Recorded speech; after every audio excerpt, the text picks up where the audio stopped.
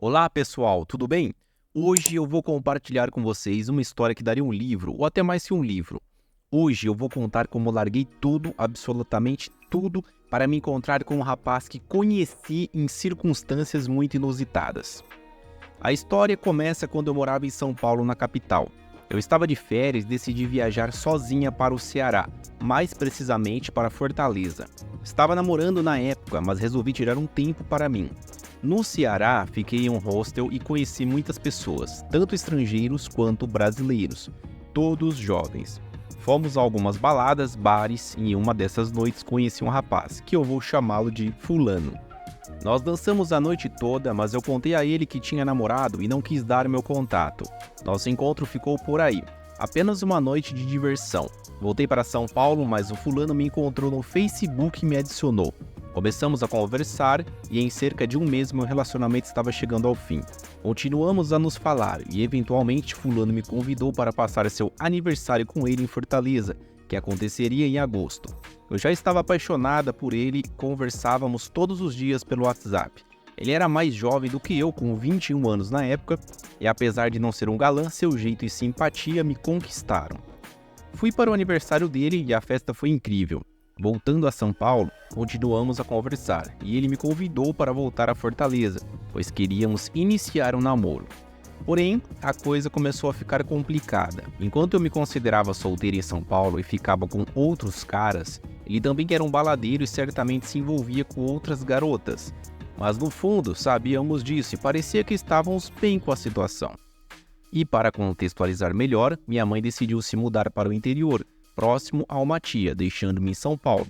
Então, quando meu namorado Ceará sugeriu que eu fosse morar com ele, a ideia pareceu tentadora. Ei, meu amigo, se inscreve no canal, deixa um like e um comentário aí, ajuda nós, beleza? Tamo junto, falou, prossegue aí com o vídeo. Na época, eu tinha um emprego estável, trabalhava como assessor em uma grande multinacional, tinha uma carreira promissora, mas decidi pedir as contas. Fui até minha chefe, que não estava nem um pouco feliz com a minha decisão. Ela dizia que eu estava louca, que isso ia dar errado, que eu estava cometendo um erro. E bem, talvez eu estivesse mesmo, mas quando o coração fala mais alto, é difícil resistir. Finalmente, após 2 meses, ela concordou em me dar as contas. Larguei tudo e me mudei para o Ceará. No entanto, um pequeno detalhe surgiu. Havíamos alugado uma casa juntos e eu havia feito um depósito de caução. A ideia era que quando chegássemos, usaríamos as coisas dele, como a cama, o guarda-roupa, a TV, e depois compraríamos os móveis essenciais, como geladeira, fogão, dividindo as despesas. No dia da minha viagem, pedi a ele que pegasse as chaves com o locador da casa, pois eu chegaria à noite. Porém, houve um problema. O inquilino anterior não havia desocupado a casa a tempo. O locador me devolveu o dinheiro e eu não tinha para onde ir. Acabei ficando na casa dele, que, para minha surpresa, estava terrivelmente suja e infestada de baratas. Além disso, a mãe e a irmã dele, que também moravam lá, andavam pela casa todas desnudas, apenas com roupas íntimas. Era desconfortável, para dizer o mínimo, e eu já conhecia a irmã dele de uma visita anterior, porém a mãe era uma completa estranha para mim. Elas andavam de forma muito desinibida, como se fosse algo completamente normal, mesmo com a casa em péssimo estado. E eu lá, vestindo uma regatinha e short, enquanto elas passeavam de calcinha pela casa. Ele, por sua vez, ficava de cueca. Tudo era muito bizarro e desconfortável, mas o calor de Fortaleza pode justificar um pouco disso. Mas eu realmente não esperava que fosse desse jeito. Conforme o tempo passava, eu consegui encontrar um lugar para morar. No entanto, quando cheguei ao Ceará, descobri que ele havia mentido sobre sua ocupação. Ele disse que era coordenador de uma escola particular, mas na verdade era auxiliar de biblioteca. E o carro que ele usava para me pegar e sair juntos era emprestado de um amigo, pois ele não tinha um carro próprio. Essas descobertas começaram a me deixar chateada, mas ainda assim eu estava apaixonada e disposta a dar uma chance. No entanto, ao chegarmos à parte de comprar imóveis para nossa casa, ele alegou que não tinha dinheiro no momento, mas que me ajudaria a pagar mais tarde. Então, eu acabei gastando o dinheiro para mobiliar a casa. Nos primeiros dias estávamos convivendo bem. Ele me tratava maravilhosamente bem e nossa vida íntima era ótima. Mas à medida que o tempo passava, ele começou a trabalhar em eventos nos fins de semana, que significava que saíamos com frequência. Ele tinha acesso a bebidas gratuitas ou com desconto, o que era ótimo. No entanto, a despesa de compras para casa e as contas eram todas minhas. Além disso, quando saíamos para jantar em lugares caros, ele esquecia sua carteira em casa repetidamente e eu acabava pagando a conta. Comecei a ficar desconfiada, então antes de um dos nossos encontros, avisei que deveríamos dividir a conta. Ele concordou, mas na hora de pagar, seu cartão foi recusado alegando falta de limite. Eu estava pronta para pagar a conta, mas a situação financeira começou a me preocupar. No dia a dia, ele parecia esquecer sua carteira com frequência e a carga financeira estava recaindo sobre mim. Isso começou a me incomodar, pois ele não contribuía financeiramente para nossa casa. Eu estava tentando fazer uma faculdade e as despesas estavam ficando altas. A paixão pode ser cega e tomei algumas decisões terríveis enquanto estava sob o feitiço do amor. Por exemplo, houve uma vez em que ele estava indo para um show de Marília Mendonça com os amigos, beberam e ele estava dirigindo o carro de um amigo que foi apreendido em uma blitz.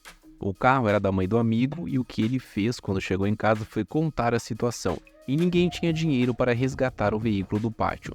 Quem acabou pagando para retirar o carro fui eu. E isso custou quase R$ 2.000. Eu tinha algumas economias, mas também estava recebendo o seguro-desemprego. No entanto, a carga financeira estava pesando sobre mim. Eu estava tentando fazer uma faculdade e as despesas estavam subindo rapidamente. Por mais incrível que pareça, ele não contribuía com nada e eu estava começando a notar isso. Mas como eu disse, a paixão é cega, e por um tempo eu simplesmente não conseguia enxergar a situação claramente. Sim, a situação financeira estava realmente complicada. Eu pagava por tudo, desde as contas de casa até a minha faculdade, enquanto ele só fazia promessas e desculpas. Ele trabalhava em uma escola e fazia bicos como office boy de uma lotérica. As contas eram sempre de minha responsabilidade. Eu estava começando a notar o desequilíbrio financeiro, mas a paixão ainda nublava meu julgamento.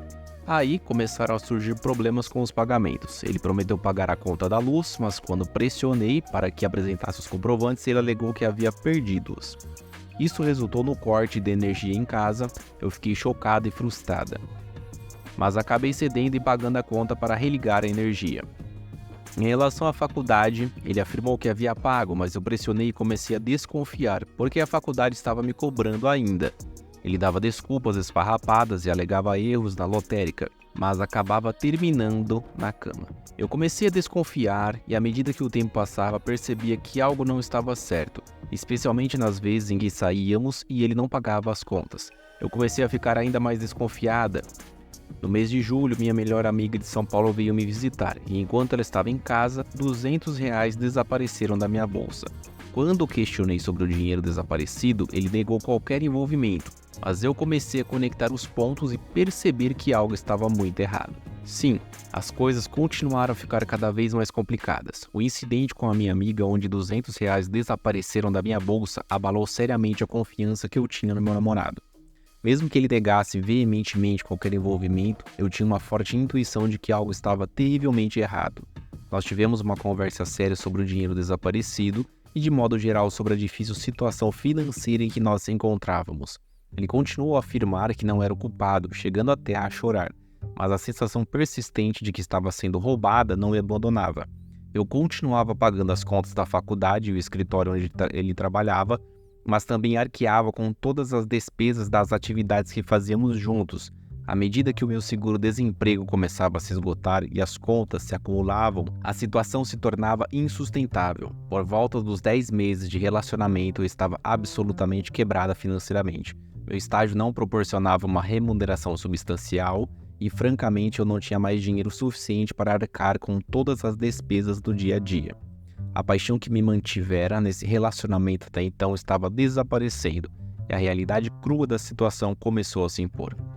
Depois de um período de depressão, finalmente tomei a decisão de contar para minha mãe o que estava acontecendo na minha vida.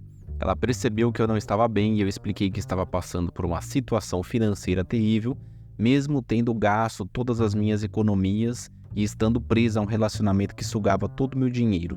Minha mãe, preocupada com a minha saúde e bem-estar, sugeriu que eu abandonasse tudo e voltasse para morar com ela no interior. No começo, eu resisti à ideia, pois ainda estava apaixonada e relutante em desistir do relacionamento. No entanto, após muita insistência da minha mãe e com a promessa dela de enviar dinheiro para minha passagem de volta, finalmente decidi encerrar o relacionamento e aceitar a oferta dela. A mãe ficou bastante chateada comigo na época, porque ainda estava tentando manter o relacionamento, mas compreendeu minha decisão de deixar essa situação problemática. Voltei para a casa da minha mãe no interior e, de certa forma, paguei minha língua porque eu disse que não queria morar lá novamente. No entanto, eu estava disposta a fazer qualquer coisa para sair daquela situação financeira desesperadora. Terminamos o relacionamento, graças a Deus, e ele se arrependeu profundamente de suas ações, pedindo inúmeras desculpas por ter roubado e mentido. Embora ele tenha se arrependido, ele não me devolveu o dinheiro que havia roubado. No entanto, após ameaçá-lo com possíveis consequências legais e prometendo revelar suas ações para a família e os amigos, ele concordou em pagar o valor que ele me devia. Ele parcelou o pagamento ao longo de 2 anos em 24 prestações. Ele tinha muito medo das ameaças que eu fiz, pois era uma figura conhecida em sua cidade, e temia que sua carreira na música fosse arruinada se suas ações fossem reveladas. Portanto, ele concordou em fazer os depósitos mensais na minha conta e assim pagou a dívida. Mas, novamente, foi o medo das consequências legais que o fez cumprir o acordo, não necessariamente um senso de integridade. Foi uma época muito difícil da minha vida, mas eventualmente consegui superar as dificuldades financeiras e a depressão. Ficou claro que o relacionamento estava prejudicando minha saúde e bem-estar, e a decisão de terminá-lo e seguir em frente foi um passo importante na minha jornada de recuperação. Não me arrependo do que aconteceu, porque, como dizem, as experiências difíceis moldam quem somos. Aprendi muito com essa história, passei por momentos incríveis e conheci pessoas maravilhosas, incluindo amigos e a família dele. Hoje em dia, ainda tenho um lugar para ficar e boas lembranças desses tempos. Também aprendi a importância de valorizar minha independência financeira e tomar decisões mais conscientes. Afinal, esse episódio me ensinou que não posso depender financeiramente de ninguém. Atualmente, estou casada com alguém que me trata bem e compartilha as responsabilidades financeiras. Passamos por momentos difíceis, mas a vida deu a volta por cima. E hoje estou feliz ao lado de alguém que me apoia verdadeiramente. Lembre-se, a vida é feita de altos e baixos, mas é importante seguir em frente, aprendendo e crescendo a cada experiência. E meu querido, você que chegou até o fim, se inscreve no canal, deixa um like aqui, ok? E um comentário. Tamo junto, até a próxima.